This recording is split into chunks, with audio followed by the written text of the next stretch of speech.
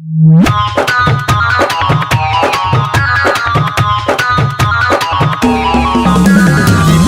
में सुपर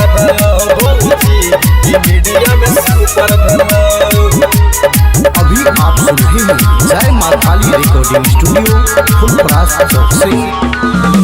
गुरूर जरूर आके घर गोरखपुर भौजी रखो कानी ये सहुर आहा पूरे पूरा पूर भौजी बुझल ये गोरखपुरिया भौजी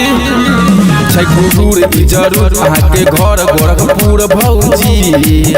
रखो कानी ये सहुर आहा पूरे पूरा पूर भौजी आहा टीआरपी ऊपर केलो कि मीडिया में सुपर भेलो भौजी कि मीडिया में सुपर भेलो कि मीडिया में सुपर भेलो भौजी कि मीडिया में सुपर भेलो। म्यूजिक डायरेक्टर चंदेश्वर पंडित बात करे छी आहा हबर हबर हबर हबर मीडिया में करे छी लबर लबर लबर लबर बर खेले छी आहा खेलिए हे विष्णु का भेज दलो जेलिए कि ये गोरखपुरिया भौजी बात करे छी आहा हबर हबर हबर हबर मीडिया में करे छी लबर लबर लबर लबर बर खेले छी आहा खेलिए हे विष्णु का भेज दलो जेलिए आहा मालती के घरे एलो कि मीडिया में सुपर भेलो भौजी कि मीडिया में सुपर भेलो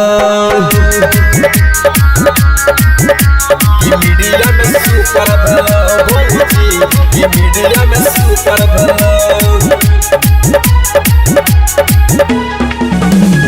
म्यूजिक डायरेक्टर चंदेश्वर पंडित सखीर पहानी यूट्यूब पर नहानी जया आयब अहाँ पटना ये पटना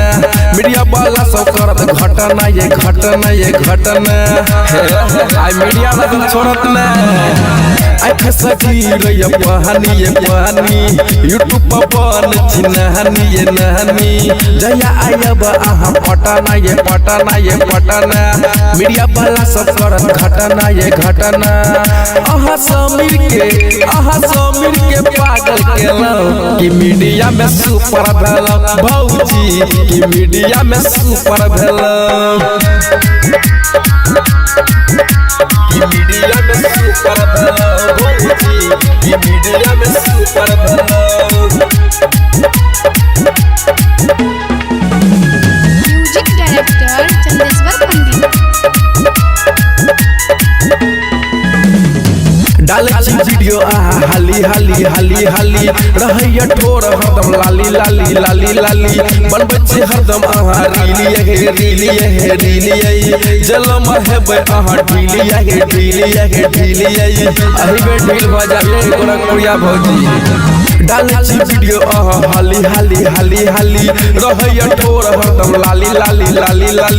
बनबै छी हरदम आहा रीलिए जलम आहा हेबै ढीलिए